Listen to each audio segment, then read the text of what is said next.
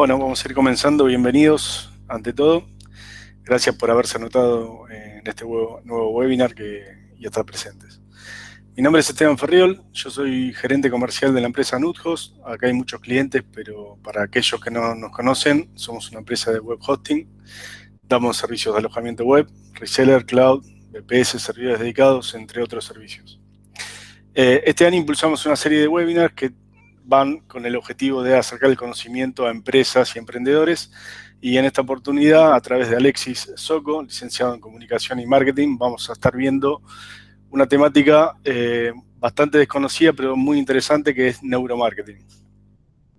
Les voy a pedir que mantengan los micrófonos apagados. En la barra derecha de la pantalla tienen un chat, pueden ir haciendo algunas preguntas en las que pueda ayudar yo, voy a colaborar, y si no, después Alexis va a ir despejando las dudas que se hayan planteado. Y bueno, no les quito más tiempo, los paso con Alexis, que va a dar la charla. Bienvenidos. Hola Esteban, bueno, hola, muchas gracias a todos por conectarse. Mi nombre es Alexis Soco, me dedico a la comunicación y al marketing, y hoy les quiero hablar un poco sobre, darle un pantallazo general de lo que es neuromarketing y neuroventas, que es una disciplina que está bastante en boga en los últimos años, pero que todavía no está tan desarrollada como se debería. Las grandes marcas sí lo ponen en práctica, obviamente, pero no está muy presente en pymes o en empresas de mediano y bajo volumen de empleados. Entonces está bueno también que cada uno lo pueda tomar para su negocio, alguna de las cosas que voy a decir, ¿no? Porque esto es bastante generalizado, pero bueno, se puede también aplicar en cualquier rubro y en cualquier empresa o pyme, no importa el volumen. Entonces, ¿qué es el neuromarketing? Básicamente, estar productos, servicios o las marcas en la mente de los consumidores. También nosotros tenemos que ponernos, por más que tengamos una pyme, una empresa, o trabajemos en ella, en la mente de consumidores, porque en general no, somos todos consumidores también. Entonces siempre pongámonos desde ese lado para ver de qué forma el consumidor puede conectar mentalmente con un producto o servicio a través de estas técnicas. Entonces, conectar de manera estratégica productos, servicios, marcas o categorías con la mente de nosotros, los consumidores. Y en los procesos de cuando uno razona y decide sobre la adquisición de un producto o servicio, ¿qué funciones cognitivas predominantes están relacionadas con este proceso de neuromarketing? Son varias: el aprendizaje adquirido anteriormente, la atención que hayamos puesto y la memoria a determinados estímulos de los productos o de las marcas, y también las emociones, que es el punto más importante donde el neuromarketing va a ser foco para tratar de convencer al consumidor para adquirir un producto o servicio. Entonces, las emociones siempre es un punto a tener muy en cuenta. Nuestros deseos son prácticamente ilimitados, no así nuestros recursos, obviamente, porque cuando transformamos un deseo en una demanda efectiva, ¿cuándo se produce? Cuando tenemos la voluntad de compra y el poder adquisitivo para hacerlo. Pero vamos a ver a lo largo de la charla que la voluntad de compra y el poder adquisitivo no son tan determinantes para el neuromarketing, porque el cerebro se comporta de otra manera que no es racional ante estos estímulos. Ahora lo vamos a desarrollar. Y cuando hablamos de deseos, ¿cómo se pueden analizar los deseos? Son construcciones cerebrales. Esos mecanismos se activan cuando alguien, un consumidor, es estimulado por una estrategia de marketing de una empresa. Generalmente, cuando hablamos de neuromarketing o neuroventas, es el departamento de marketing el que traza toda la estrategia. Entonces, acá hay algo muy importante, que es la motivación. La motivación es la función cerebral que permite vincular un determinado objetivo con el alcance de una recompensa. Esto es una introducción que le estoy haciendo porque estos temas los vamos a tocar ahora en la charla. Cualquier consulta o pregunta que me quieran hacer, escríbansela, después al final la desarrollamos. Esta presentación después se la puedo enviar por mail, así que no importa si voy rápido, no se hagan problema por eso. Bien, el neuromarketing, ¿qué hace? Parte de la premisa de que los clientes no nos comportamos en forma racional, porque siempre existen motivos no racionales en las decisiones de un consumidor. Se dice que las compras son alrededor de un 80% emocionales y un 20% racionales, ¿no? Por eso estamos hablando del tema de la emoción. Y no por nada los que están en marketing o los que están en ese área escuchan hace tiempo el tema del marketing emocional. No es más que nada por esto, porque nos comportamos de manera emocional a la hora de adquirir o de necesitar, ¿no? Entre comillas, un producto o servicio y no en forma racional. Por eso se habla de las motivaciones ocultas. La mayor parte de nuestras decisiones de compra están basadas en estas tres cosas, que son los deseos, los sentimientos y las emociones. Y estas tres cosas no son accesibles a la conciencia del consumidor, a nuestra conciencia cuando compramos. Esto es importante que se tenga en cuenta. Punto 1. Como la mayoría de los clientes adquieren productos para sí mismos y para sus familias, este es un paréntesis que quiero hacerle, es importante distinguir entre comprador y usuario. Veamos las diferencias. Por ejemplo, cuando se anuncia un juguete, casi siempre en programas televisivos para niños se hace, porque además de ser los usuarios, tienen gran influencia en las decisiones de los compradores, que obviamente normalmente son sus padres.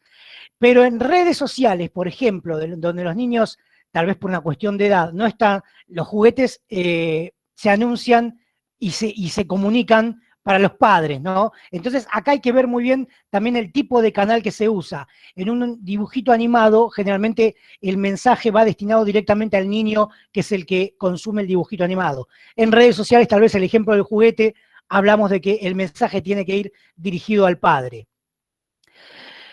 Otro punto a tener en cuenta, cambia la predisposición a la compra de determinados productos según los diferentes momentos del día.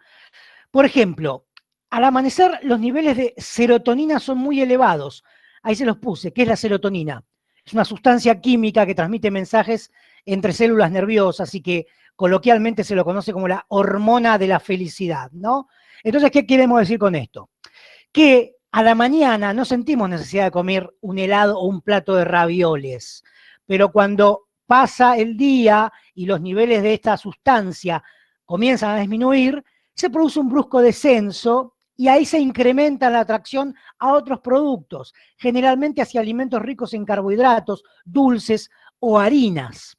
Entonces, acá les puse una imagen de los productos que generalmente consumimos de tarde o de tardecita y casi nunca de mañana, ¿no? ¿Por qué esta información es importante para el ámbito del neuromarketing? Porque, por ejemplo, cuando diseñamos una campaña promocional de chocolates, postres o galletitas para su degustación o en stands o en punto de venta, hay que tener en cuenta esto, tomar en cuenta la franja horaria en la cual el público se encuentra más receptivo y deseoso de ingerir este tipo de alimentos. Lo mismo pasa con las publicidades, ya sean canales tradicionales o en medios sociales, ¿no? Quiero decir, hay que ver cuándo la gente tiene este deseo y tal vez emitir un anuncio, una publicidad o un posteo, lo que sea, a determinada hora del día, digamos, va a cambiar un poco en la forma que el receptor lo percibe. Por eso hay que tener en cuenta cuándo el público está más deseoso de adquirir un producto o servicio según los horarios del día en que se encuentre. Por eso es común que una compra en el supermercado por la tarde termine con uno o varios productos de alta calorías en el changuito, ¿no? Y no tanto así, tal vez a la mañana.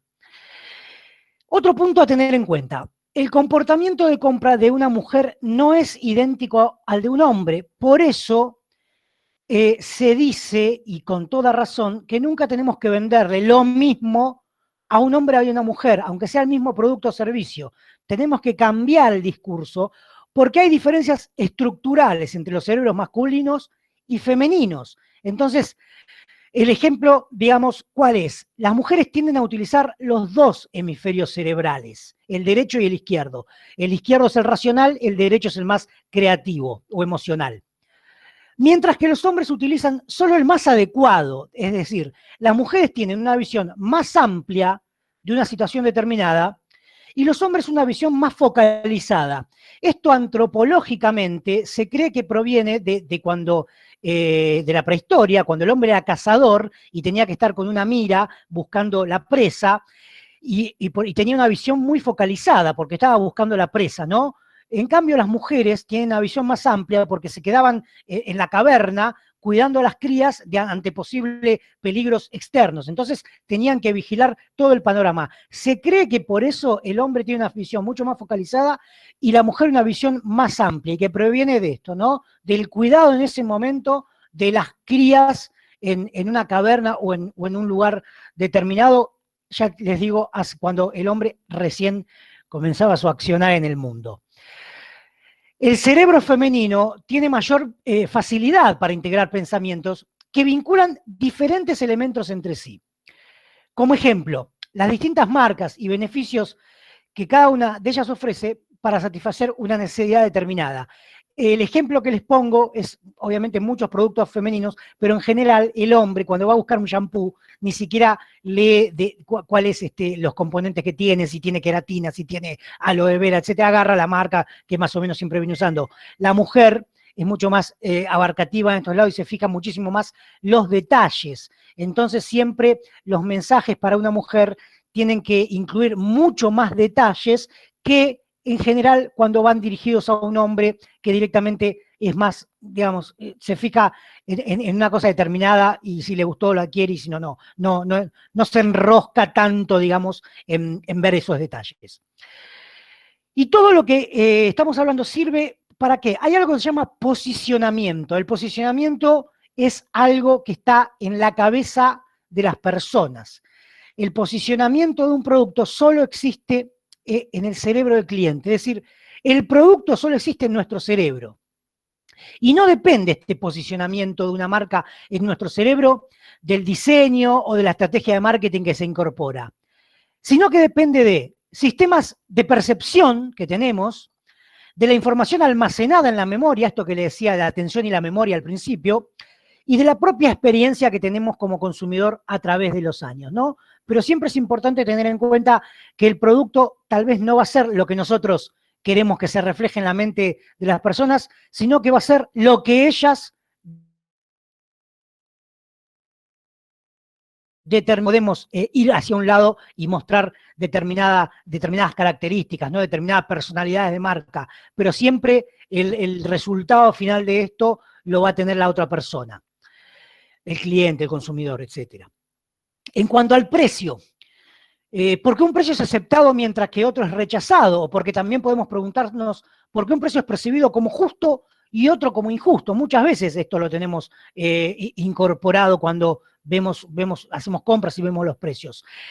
En general, ninguna estrategia va a ser efectiva si no se estudia estos mecanismos cerebrales que determinan la percepción que tenemos como clientes sobre el precio.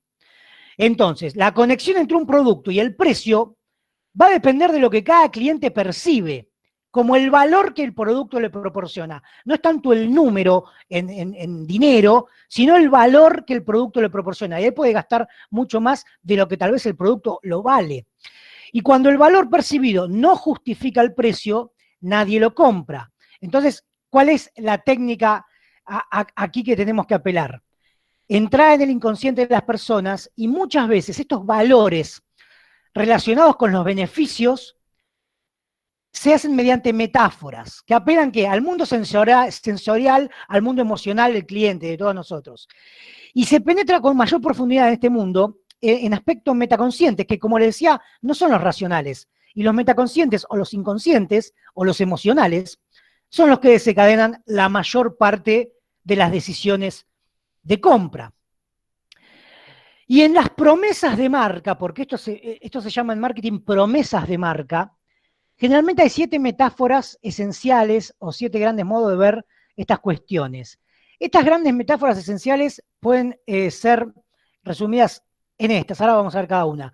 Control, equilibrio, transformación, viaje, recursos, conexión, etc. La marca, la empresa, la marca da esta metáfora según el servicio que sea, y esto es lo que el cliente después percibe. Vamos a ver algunos ejemplos. El equilibrio, ¿se acuerdan los que tienen una determinada edad de la publicidad que decía me tomo 5 minutos, me tomo un té? Ahí la metáfora era el equilibrio. La transformación, el podemos, esto se ve mucho en campañas o propagandas de tinte político, ¿no? transformar.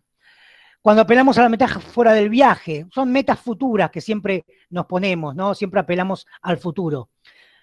Por otro lado, la contención, cuando alguien emite la protección total, ¿no? Esto se ve mucho también en productos o de limpieza o para el cuerpo.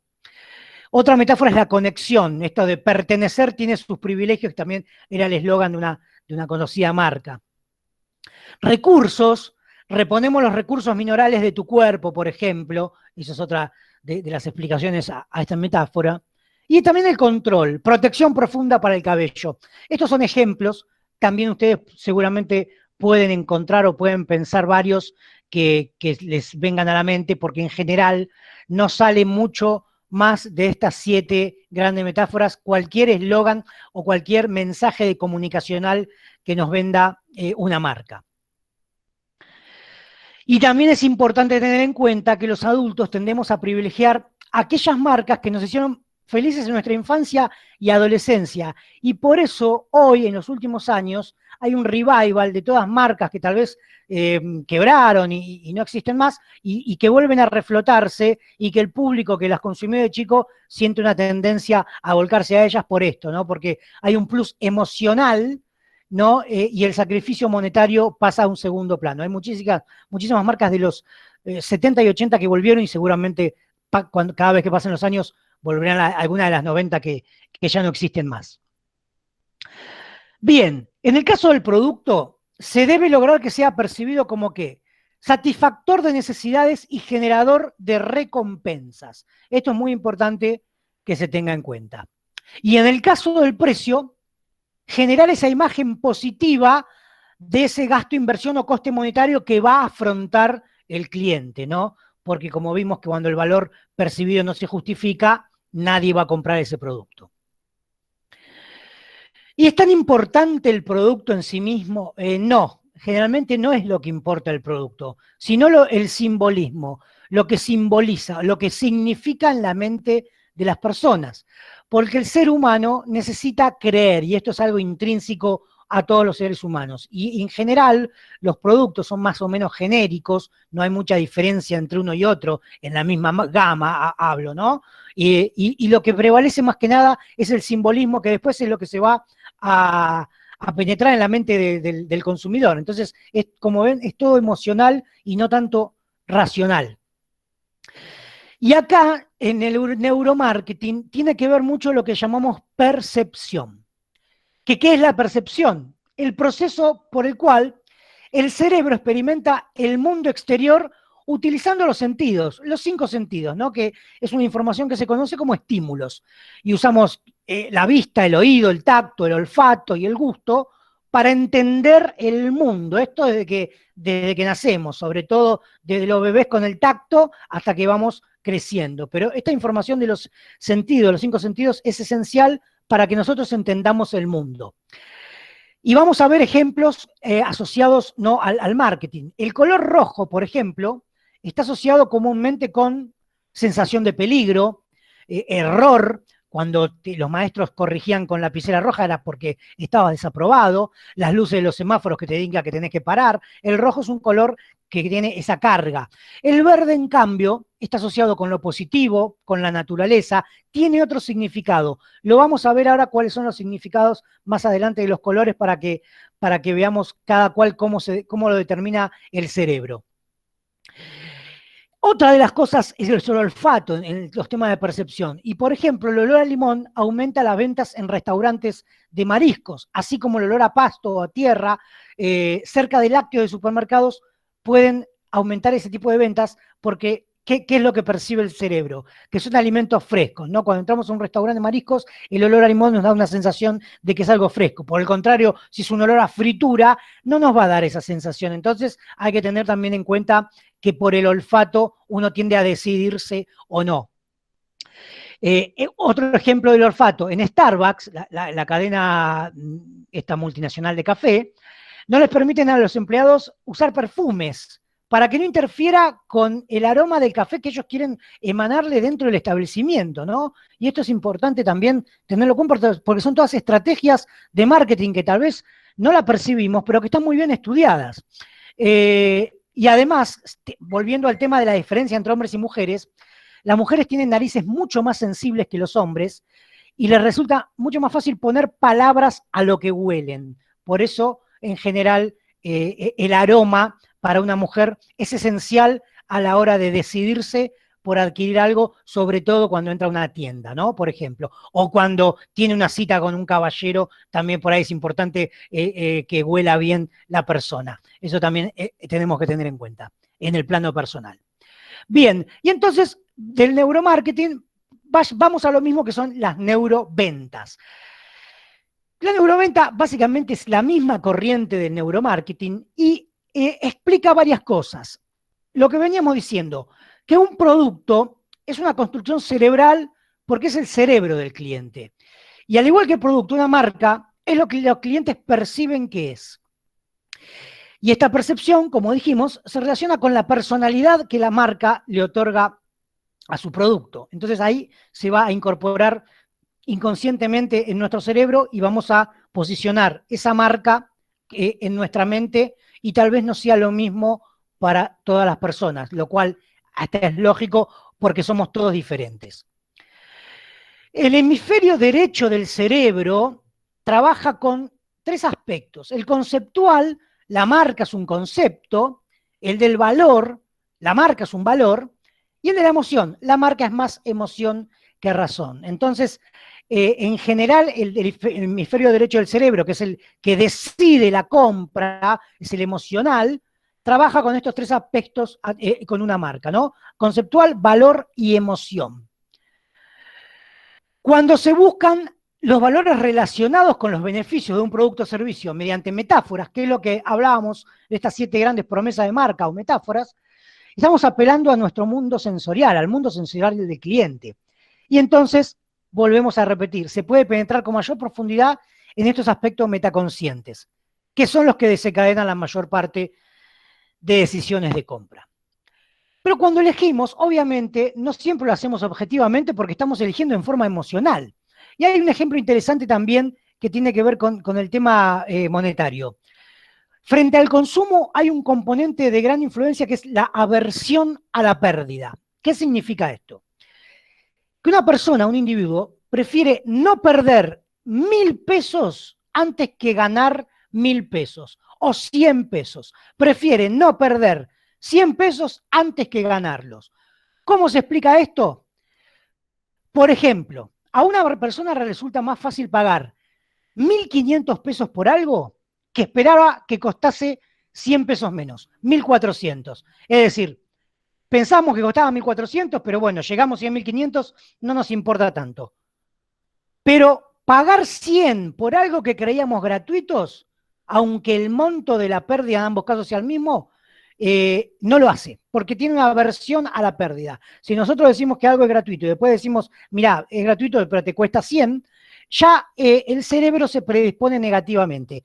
Esto explica muchas veces la estrategia de marketing que utilizan las tiendas online para cobrarte el envío o no.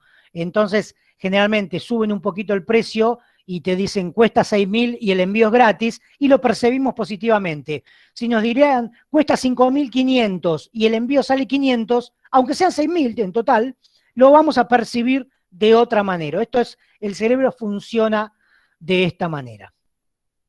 Por eso el neuromarketing debe trabajar ¿para qué? Para que una compra sea percibida como una ganancia por el cliente. Esto es importante que se tenga en cuenta, que la compra tiene que ser percibida como una ganancia, no como un gasto. Es una ganancia. Y eso va a hacer, en general, que el cliente después pueda fidelizarse con la marca, ¿no? Bien, hay algo importante también que tenemos que tener en cuenta, que son las asociaciones. El ser humano tiende a girar en sentido contrario a las agujas del reloj cuando entra en un lugar. Esto se hace a nivel no consciente, pero la mayoría de las personas asociamos el futuro con la derecha y el pasado con la izquierda. Y cuando entramos a un lugar, por ejemplo a un supermercado, a una tienda, en general nos vamos hacia la derecha, no nos vamos hacia la izquierda. Y esto la gente de los supermercados, la gente de marketing, lo sabe muy bien, porque cuando entras te pone a la derecha todos los elementos o los productos que no son los necesarios, pero que tendemos a comprar emocionalmente, no son los de primera necesidad. Acá podemos ver lo que se llama la zona caliente. Siempre la zona caliente es la derecha. Se exhiben muchos de los productos que tienen potencial para desencadenar esta compra por impulso, porque los clientes generalmente van a arrancar por ese lugar. Acá podemos ver un ejemplo donde en la derecha está todo la chuchería, las golosinas, etcétera, con ofertas, y en la izquierda no. Esto también es una estrategia de marketing que utilizan muchísimo los supermercados. Entonces, todos somos vendedores, pero vender no es vencer. Se dice que en la venta no hay vencedores ni vencidos, ¿no? Como el tema de los redonditos. Para vender en el corto plazo hay que pensar en el largo plazo. Por eso siempre una estrategia a corto plazo nunca va a ser una buena estrategia en ningún producto o servicio. El éxito depende también en la profundidad e integridad con que nos relacionamos personal y humanamente con el cliente, ¿no? Esto también hay que tenerlo muy en cuenta. Y acá hay un cuadro que es el vendedor de técnica tradicional con el vendedor con conocimiento de neuroventas. Si ustedes lo pueden ver, van a ver que en la parte izquierda está todo lo que era venta tradicional, la venta que ya no va más y que muchas veces se sigue usando, pero con muy poca efectividad, porque las personas que están a cargo no se ayornaron y no están al tanto de cómo cambió el comportamiento del consumidor y de cómo es el cerebro del cliente, ¿no? Entonces, algunas de las cosas que vemos en este cuadro, la técnica tradicional que no va más le vendía a la gente, usaba técnicas de venta, pensaba que lo racional era lo que más ayudaba, creía que las palabras eran el arma más poderosa, solo usaba la boca para comunicar, utilizaban el discurso de ventas unisex, le vendían lo mismo a hombres y mujeres, un discurso genérico, creían que las características del producto son lo más importante para vender, cuando vimos que no es lo importante la característica, sino el simbolismo, bueno, etcétera. Fijémonos en la parte derecha, cuando tenemos algún conocimiento de neuroventas, cómo cambia este cuadro y ahora lo que hay que hacer es todo lo contrario, venderle a la mente de la gente, utilizar el conocimiento neurocientífico, considerar que el 80-85% de la decisión de compra es inconsciente, usar todo el cuerpo para comunicar en el caso de que sea cara a cara, emplear un discurso de venta diferenciado para hombres y mujeres, ¿no? Saber que la gente compra para llenar vacíos emocionales y cubrir miedos, esto es muy importante, lo vamos a ver ahora al final, y aplicar historias, metáforas y analogías para ejemplificar los beneficios que le va a traer el producto, y no las bondades del producto de forma directa como se hacía en la venta tradicional o clásica, que ya le digo que es la que no va más. Nosotros estudiamos que hay 3 cerebros en las personas. Tenemos 3 cerebros. El primero es el racional, el segundo es el emocional y el tercero es el reptiliano. El racional obviamente es todo lo que hacemos a diario cuando nos organizamos, nos levantamos, tenemos que ir a tal lugar, es todo mecanicista. Ya el emocional interviene mucho más, ya les digo, los sentimientos, lo cerebral, en lo cerebral en tanto impulsos, por ejemplo. Entonces, ese cerebro, el segundo, el emocional, es en donde recae la decisión de compra. Pero el tercero, el reptiliano, que es el más primitivo y es el que está diseñado para la supervivencia, tenemos que tener en cuenta que si apuntamos y si nosotros llegamos a ese tipo de cerebro a las personas, la compra está asegurada. ¿Por qué? Porque es el cerebro que te va a decir, si no compro esto, tengan en cuenta lo de supervivencia entre comillas, ¿no? ¿Cómo me ayuda a superar un obstáculo o a vencer un miedo este producto o servicio? Entonces hay que apelar obviamente a lo emocional, pero si se puede ir para el lado reptiliano, porque está demostrado que la gente no tiene idea muchas veces de por qué compramos lo que compramos. Nos ponemos en primera persona también porque no es que estamos hablándole a un ente de afuera que es el consumidor, nosotros estamos atrás. Somos todos más o menos aplicamos las mismas características a la hora de la decisión de compra. Entonces le digo, el cerebro reptiliano es el que está diseñado para la supervivencia, y está bueno esto de sacar el código reptil para tratar de llegar a las personas de algunas preguntas que podemos hacer. ¿Qué hace que tu producto o servicio sea necesario para la supervivencia de las personas? Bueno, acá cada uno va a tener que encontrar cómo utiliza ese discurso para mostrar que el producto va a ser necesario para la supervivencia. Digamos, vuelvo a repetir, que la palabra no se tome en forma literal, ¿no? Supervivencia puede ser un montón de cosas. Por ejemplo, si estoy por la calle y se larga a llover con todo y no tengo un paraguas, tal vez que haya alguien que venda paraguas en la calle implica esto, la supervivencia de las personas, ¿no? Va a hacer que no me moje o que no me empape. Tengan, por ejemplo, por ese lado. Y otra de las preguntas, ¿cómo le ayudaría a reducir miedos e inseguridades? Muchas veces la gente tenemos miedo, inseguridades, y un producto o un servicio tal vez esto lo ayuda a reducirla. Y es muy importante porque es una de las causas decisivas a la hora de la decisión de compra. Otra de las cosas que hay que hacer es conectar con las emociones. Como decíamos, el cerebro número 2, el emocional, es donde recae la mayor parte de las compras. Y también lo podemos hacer a través de alguna historia en la que un cliente solucionó un problema. Esto de que hablen los clientes y no la marca es muy bueno también. Obviamente tiene que ser algo no pensado ni haciendo como un acting, sino que sea algo totalmente natural. Y definir el valor simbólico de lo que vendés. Esto es lo que veníamos diciendo, que es muy importante. ¿Qué aporta lo que estamos vendiendo? ¿Cuál es el significado y qué representa para el cliente? Todo esto se lo tenemos que tratar de incorporar a su cerebro. Y hay, básicamente resumiendo, 7 pasos aplicados a las neuroventas. El primero, buscar el valor simbólico de tu producto o servicio. El valor simbólico es el motivo real de por qué la gente compra. Esto no tiene más explicación que esta. El valor simbólico. 2, usar los ojos y el cuerpo para comunicarte. Esto en un cara a cara. En general, el cliente siempre sigue la mirada. A donde uno mire, mirará el cliente. Hay que hablarle del producto y hay que mostrárselo también. En general, una venta, el 55% es lenguaje corporal, un 28% es entonación y el 17% restante nada más el discurso y algunos otros porcentajes muy menores que quedan. Pero quiero decir, cuando estamos cara a cara, el lenguaje corporal, cómo nos percibe la persona, va a ser determinante a la hora de decidirse por la compra. El 3, estudiar, detectar, adaptar y arrancar. ¿Qué quiere decir? Son verbos interesantes que nos dicen que hay que estudiar el mercado, lo que vendés y a qué público se lo vendes, obviamente. Detectar las necesidades que tienen, los miedos que deben cubrir, los problemas que tienen que solucionar y ahí, obviamente, responderles.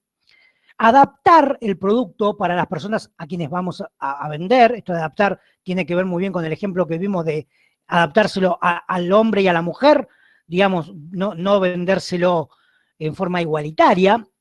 Y arrancar, esto es mostrar el valor simbólico de lo que vendés, conectar con los sentimientos y emociones, demostrar por qué lo necesita y por qué sería una muy buena decisión de compra, ¿no? Entonces, estos 4 verbos son interesantes también para un lenguaje aplicado a neuroventas. El cuarto, visualizar lo que se vende.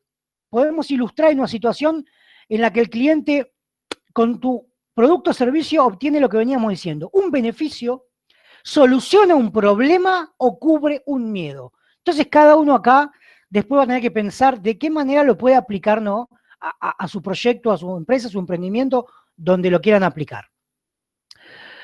En el cara a cara también tengamos en cuenta que los primeros y últimos 5 minutos son el 80% de la venta. Es cómo arrancamos y cómo finalizamos el discurso. Lo del medio es más que nada zaraza, pero quiero decir, en la mente de las personas se fija en lo primero y en lo último. Tengamos también en cuenta eso de cómo empezamos y de cómo terminamos. El 6, comunicarte de forma indirecta, metáforas y cuentos. Esto hablábamos siempre, volvemos a recurrir a lo que es lo emocional. Una historia que cautive a la gente sobre por qué necesitan lo que uno vende. El cerebro aprende y se fía de las historias de otros, al mismo tiempo que desconfía del típico discurso de ventas que es el que vimos de la venta tradicional. Entonces, contándole una historia, tal vez de un caso de éxito, es probable que por ese lado se le entre más que diciéndole somos los mejores y etcétera, que en general nadie se lo cree. Y usar verbos de acción. Los verbos de valoración positiva para un discurso de venta, ya sea hablado o escrito, son primordiales. Entonces, los verbos de acción positiva, ¿cuáles son? Poder, lograr, dominar, transformar, recordar, conquistar, controlar, alcanzar. Bueno, puede haber más, pero quiero decir, hay verbos de valoración positiva para un discurso y otros que no. También tengamos en cuenta cómo los incluimos en nuestro discurso de ventas. Pasamos a algunas pequeñas reglas de ventas para que vean cómo el cerebro también tiene su propia lógica, ¿no? Vender sin vender es la nueva forma de vender. ¿Qué quiere decir este juego de palabras? Que ya todo el mundo está cansado de las publicidades donde el producto describe las características que tiene y de que por qué somos los mejores que la competencia. Ya eso no le importa a nadie porque eso es racional y la compra no se decide por el formato racional. Entonces hay que vender sin vender, teniendo en cuenta que la gente compra, básicamente compramos por tres cosas, como venimos diciendo: reducir un miedo, ahorrar energía o sentir más placer o confort con un producto o servicio. Eliminar un miedo con tu producto o servicio es esencial. Entonces tenemos que estudiar muy bien al consumidor de nuestro producto o servicio, a ver qué miedo tiene y cómo se lo podemos solucionar con lo que nosotros le vendemos. También, entonces, esto es algo que se tiene que hacer una estrategia sobre lo que vengo hablando y obviamente en base a la creatividad, al brainstorming, se pueden sacar muchas cosas, ¿no? Por eso digo siempre, adáptenlo cada uno a su rubro. En general, el cerebro quiere comprar un bien o un servicio que signifique algo para él. Por eso necesitamos encontrar este valor simbólico que venimos hablando. El ejemplo que les doy básicamente es algo muy habitual. Un negocio de turismo viajes no debe vender más viajes, porque es lógico que es lo que vende, pero debe empezar a vender, cambiar ese chip, memorias para que jamás te olviden. Entonces, no le vendemos un viaje, sino le vendemos memorias que jamás te olviden. Cambiamos un poco el eje del discurso y lo llevamos a un lado mucho más sensorial, metafórico y emocional, que como vengo diciendo es el porqué de la gente en general compra. Otra regla que no se sabe determinar a ciencia cierta el porqué: el cerebro ama el número 3 más que el 2 y el 4. ¿Por qué? No se sabe, pero poner 3 productos juntos da muy buenos resultados. Fíjense que hoy todas las promociones, la mayoría de las promociones, son comprar 3 por el precio de 2. Y cuando exhibimos en una tienda online, por ejemplo, 3 productos, el cerebro se predispone mejor que si ponemos 2 o 4 o 5. O sea, el cerebro va al número 3 y es algo que no se identificó el porqué. Y la promoción de comprar 3 por el precio de 2 es más poderosa que el 50% de descuento, aunque el 50% de descuento sea más descuento que el 3 por 2, porque el 3 por 2 no deja de ser un 33% de descuento. Entonces, la mente es más emocional que racional y acá lo podemos ver perfectamente en estos ejemplos. Bien, para ir cerrando, muchos de los que estamos acá, obviamente estamos aplicando muchas redes sociales o todo lo que sea el canal virtual, más este año, ¿no? Por todo lo que conocemos. Y se puede hacer neuromarketing en redes sociales, no apelando a estímulos que son propios del cara a cara, como el olfato, pero podemos hacerlo en varias formas. Por ejemplo, uno es el sensorial. Tacto, gusto y olfato en redes sociales obviamente son difíciles, pero utilizar de manera correcta sonidos e imágenes es muy bueno para generar estímulos positivos con estos sentidos. Por ejemplo, la vista es el sentido que más información manda a nuestro cerebro. Por eso se dice que siempre todo entra por los ojos. Y esto es así. En cualquier comunicación, publicidad, mensaje comunicacional, la vista es lo primero que aparece. Entonces las imágenes son uno de los elementos más importantes de todo lo que es publicidad y comunicación. Y esto del neuromarketing visual es una herramienta muy poderosa en redes sociales. Por eso siempre se dice que cuando hagamos publicaciones, pongamos las mejores fotos, que sean fotos profesionales, más allá de que también el algoritmo de la red social se da cuenta cuando una foto es buena y lo muestra a más personas que cuando una foto es de mediana calidad. Tiene también mucho que ver con eso. Pero impactar con una imagen es esencial porque todo entra por los ojos. Imágenes, textos, el brillo, forman parte de lo que llamamos primer golpe visual de una publicación en redes o en Internet. Y uno de los elementos más importantes, como decía antes, es el color. La psicología del color se encarga de analizar estos efectos y emociones que producen los colores en el comportamiento de las personas. Hablábamos hoy del ejemplo, por ejemplo, del rojo, que era el error, el peligro, y del verde, que era más la libertad, la naturaleza, ¿no? Entonces, ¿cuáles son estos aspectos psicológicos? Son interesantes porque nos pueden dar una idea de cómo nuestro negocio podría utilizarlos de acuerdo a lo que queremos comunicar. Vuelvo a repetir, rojo, fuerza, energía, pasión, peligro, dinamismo, significa generalmente para el cerebro eso el rojo. Naranja, diversión, vitalidad, juventud, innovación. El amarillo, calidez, alegría, positividad, amabilidad. Esa es la sensación del amarillo. El verde nos da esto que decíamos, naturaleza, crecimiento, frescura, etc. El azul es un color mucho más profesional, nos da seguridad, confianza. Fíjense que la mayoría de las empresas serias o de rubro, no sé, utilizan el azul como color corporativo. Violeta nos da una sensación más de fantasía, misterio, lujo, sabiduría. Es un color bastante mucho más esotérico, digamos. El negro nos da poder, sofisticación, eternidad, prestigio. Y el blanco es básicamente lo que todos generalmente lo sabemos, la sencillez, la paz, la pureza, la ingenuidad, el guardapolvo blanco de los niños, etc. Pero es muy bueno también tener en cuenta esto de la psicología de los colores para ver de qué forma podemos impactar con nuestro mensaje también de acuerdo al color. Hay que usar la fuerza del mensaje del color porque en sí mismo es un portador de mensajes. Como vimos, cada color tiene su significado y un nivel de influencia. Y es uno de los elementos, como vengo repitiendo, visuales más importantes y que más influyen en la percepción en Internet. Así que ténganlo en cuenta. Y también podemos hablar en redes sociales o en plataformas del neuromarketing auditivo. La música y los sonidos para captar la atención de los usuarios.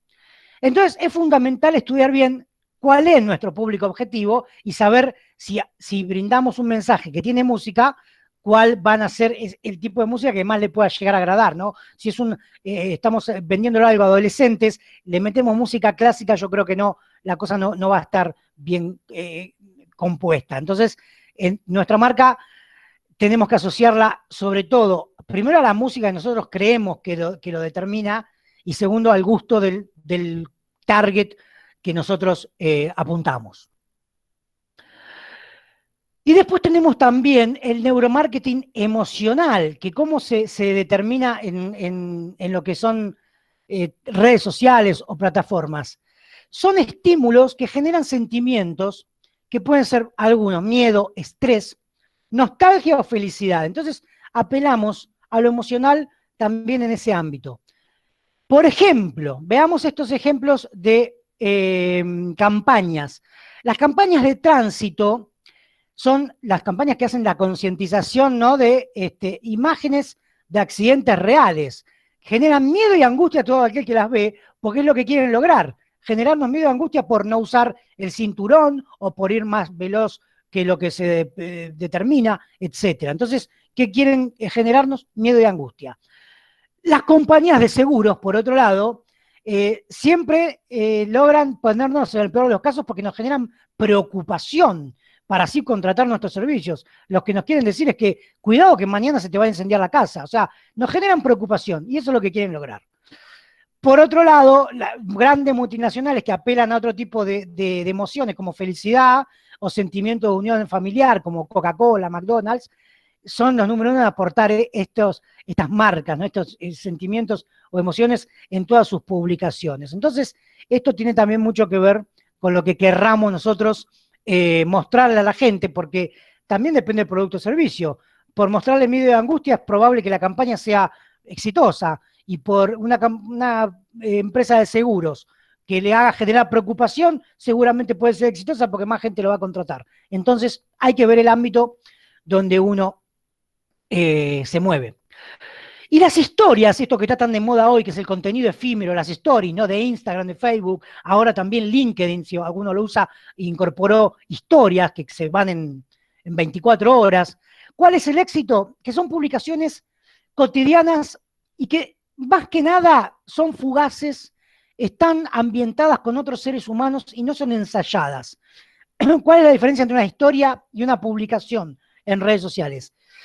Que en las redes sociales una publicación se ensaya y se edita a la perfección para que quede perfecto, porque es un mensaje de la marca. Luego se archiva o queda, bueno, dura lo que dura en el algoritmo de cada red social que se lo muestra al usuario. Pero las historias estas nos conectan mucho más emocionalmente si son bien utilizadas. Entonces, estas historias que mostramos como empresa, quiero decir, deben ser siempre la parte más cotidiana de la empresa, el día a día, lo humano, y no es lo mismo replicar una publicidad, una historia, porque no tiene mucho sentido, ¿no? Otra cosa importante, el cerebro en sí es egoísta. ¿Qué quiere decir? Que a las personas nos gusta cuando nos mencionan, cuando nos llaman por nuestro nombre. Esta es una práctica que se empezó a hacer desde hace aproximadamente 15, 20 años, donde dijeron llamen al cliente por su nombre. Lo pueden ver cuando le preguntamos en una red social a una cuenta de empresa, sobre todo telefónicas, ¿no? De internet, que responden siempre con tu nombre. Y si uno interactúa con una marca en redes sociales, si esta marca no me responde con el nombre, no me agradece o no interactúa, ya me perdieron como cliente. Esta es una conexión emocional que también tiene que ver con el cerebro y obviamente con el neuromarketing, ¿no? Llamar a la persona por su nombre o responderle por su nombre va a tener una gran implicancia para ellos porque va a haber una conexión y van a tener en cuenta que no somos un número más, sino que somos una persona. Por último, el humor también influye mucho cerebralmente y las publicaciones que nos causan risa siempre tienen más posibilidades de ser compartidas. Pero tenemos que tener en cuenta que el humor debe manejarse con cuidado. Hoy hay mucha susceptibilidad en general, mucho más que en años anteriores, y hay que ser original y no ofender a nadie. Hoy la gente se ofende más que antes. Entonces, al usar el humor, también el cuidado. Si el humor está bien hecho, va a ser, no se va a ofender nadie. Ahora, cuando ya implicamos cosas que sabemos que la gente se va a ofender, como cosas de tinte político o de género o de bullying o de burla, ya la cosa, la verdad que no va a ser así. Así que si van a ir por el lado del humor, traten de pensarlo varias veces antes de emitirlo. Bueno, esto fue un pantallazo a lo que fue el neuromarketing, a lo que es el neuromarketing, neuroventas. Mi nombre es Alexis Socco, ahí tienen mi mail, que es actingcom@gmail.com. Me pueden escribir a ese mail, cualquier consulta o duda que tengan. Yo tengo sus mails, así que mañana ya les voy a estar pasando el PDF de esta presentación, así lo tienen. Y también puede buscarme en cualquier red social, sobre todo la que más uso es LinkedIn, bueno, en Instagram también, con mi nombre, así que ahí me van a poder encontrar. No sé si hay preguntas o consultas, voy a dejar de presentar la pantalla y Esteban, te paso el mando. No, te iba a decir eso, si querés abrimos un espacio de consulta que pueden haber quedado. En el chat no quedó nada pendiente, pero bueno, si alguno tiene alguna duda o algo para preguntarle a Alexis, este es el momento.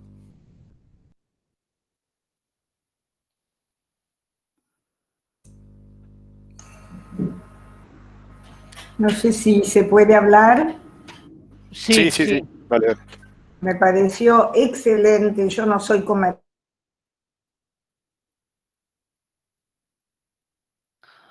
Se te cortó. No sé quién estaba hablando, pero se te cortó, así que trata de verificarlo. Sí, no se te escuchó más. Me parece que estaba hablando Leticia.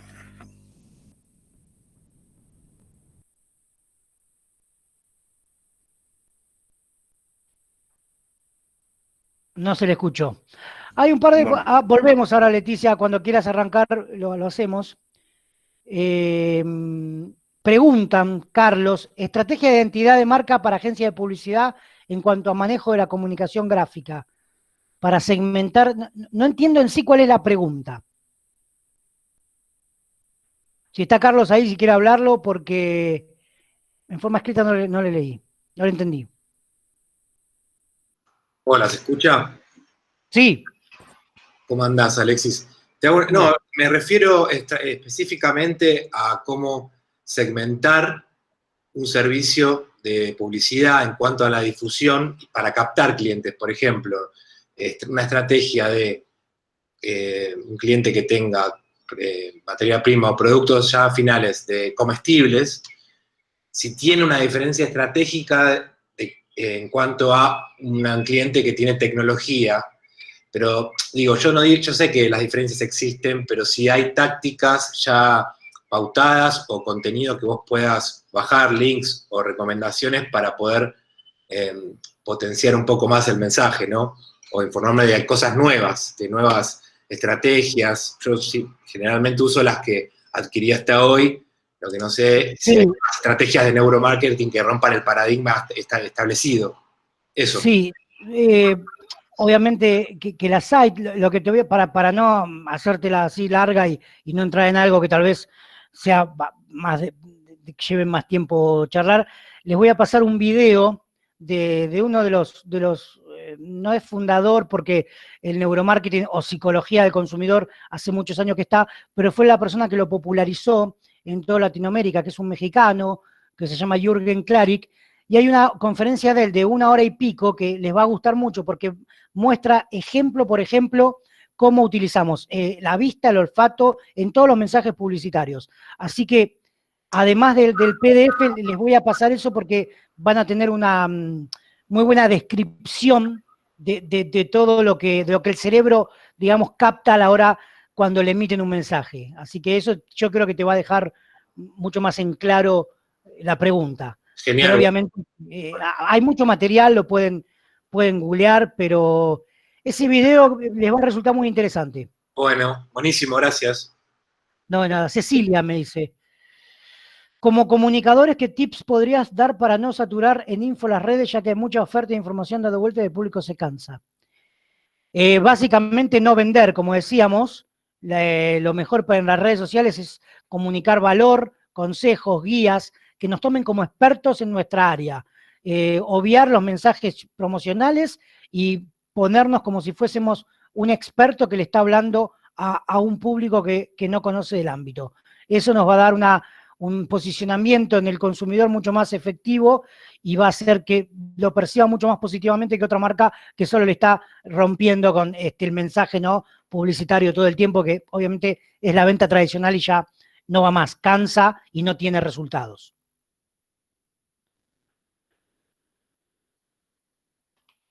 Sí, a ver si había alguna pregunta oral.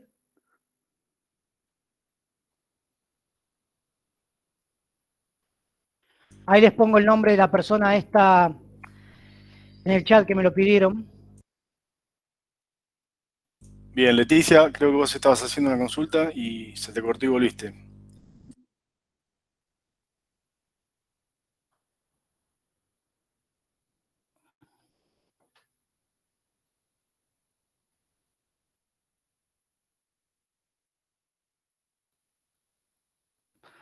Se le cortó a Leticia. De última que lo escriba, ¿no? En el chat porque quería preguntar algo y no sé qué pasó. Acá. Pongo... Ahora se escucha. ¿Se escucha? Ahí se escucha, bien. Sí. Lo que te decía que, bueno, muchas gracias por la charla, me pareció re interesante. Yo no soy comerciante, pero sí vendo un servicio, soy psicóloga y hago muchas cosas. Me pareció re interesante. No son conocimientos que no tenga, pero no los había visto armados de esta manera. Así que muchas gracias. Bueno, muchas gracias, Leticia, me alegro. Una pregunta de Joaquín. ¿Cómo encararías la estrategia digital de venta turística de un municipio turístico? Claro, responder eso en unos segundos es complicado. Nosotros tenemos que tener en cuenta lo que le vengo diciendo. Ustedes tienen que formularse las preguntas que venimos hablando, o sea, cómo le reducimos el miedo, cómo eliminamos el miedo, reducimos las inseguridades, qué recompensa va a obtener, cuál va a ser el beneficio, por qué lo debería tomar y qué no. Lo que hablamos de esto del cerebro reptiliano, ¿no? De cuál va a ser la supervivencia de las personas, si lo adquieren o no. Bueno, son cosas que esa estrategia se tienen que armar y no es de un día para otro. Pero creo que con las preguntas, respondiendo a esas preguntas y llegando más o menos a un mensaje interesante, creativo y coherente, va a ser bueno si lo pueden lograr. ¿Qué nos recomendarías para ampliar los temas que pusiste? ¿Videos o textos? Bueno, videos les voy a pasar en el mail, junto con el PDF, les voy a pasar este video que me gustaría que lo vean porque es muy interesante. Y textos, lo que pasa es que textos es bastante, hay libros, hay una persona, les voy a poner también el nombre, que se llama Néstor Braidot, que es un argentino, que es uno de los padres del neuromarketing, tiene muchos libros, ya tiene como, creo que 40 y pico de libros, y sigue editando. Y digamos que es una persona que se dedica mucho más a estudiar, más a ciencia el cerebro, no tanto los mensajes publicitarios, por eso ahí se los escribí, Néstor Braidot. Me parece que Jürgen Klarik lo hace en forma mucho más dinámica, divertida y que puede llegarle a todo el mundo. Braidot es un poco más complejo, pero bueno, lo pueden buscar también. Hay PDFs gratis de ambos. Lo buscan en Google y se encuentra todo, ¿no?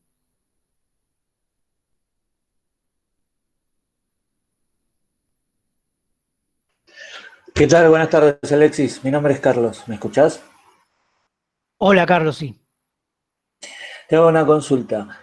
Vos dijiste que las técnicas de ahora, las que más resultan son las de no invadir con la venta. Vos lo que en ese caso estás aconsejando es que todo el tiempo o en su mayor parte lo que más sirve es el branding, digamos.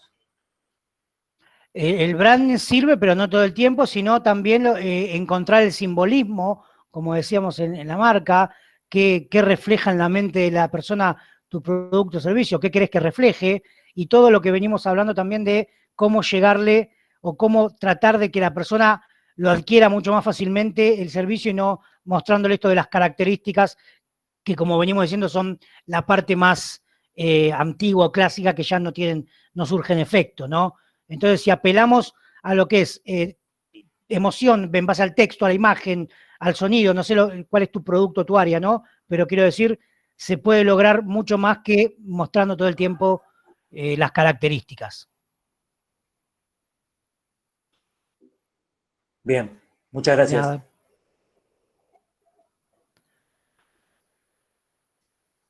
¿Alguna consulta o pregunta más por la sala?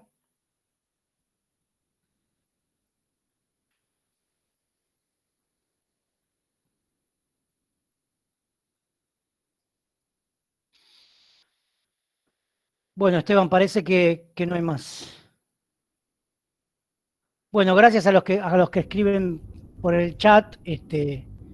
Me alegro de que se les haya gustado y que puedan, los que no conocían, adentrarse un poco, ¿no? En este mundo que, ya les digo, es como generalmente nos tratan las marcas, sobre todo más grandes, no nos damos cuenta, pero muchas veces están utilizando estas técnicas y generalmente lo bueno es que no nos demos cuenta, porque esa es, digamos, el gran éxito de esto, que lo hagan y el cliente no se dé cuenta y lo adquiera en base a estas técnicas, ¿no?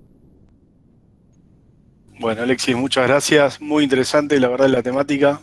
Como decía al principio, desconocida, pero súper interesante.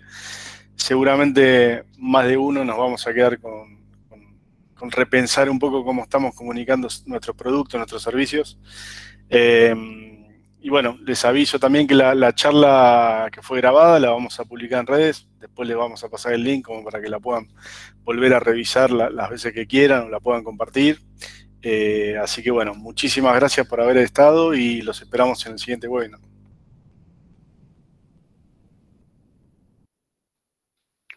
Bueno, también muchas gracias por haber estado y ya les digo, me pasaron los mails de todos ustedes, así que o esta noche o mañana ya les mando el PDF junto con este video que les va a ampliar un poco y les va a resultar muy interesante. Así que gracias por haber estado y gracias a vos, Esteban, por haber hecho posible este encuentro. A vos, Alexis, excelente charla, como siempre. Gracias. Hasta luego. Buenas Hasta noches. luego.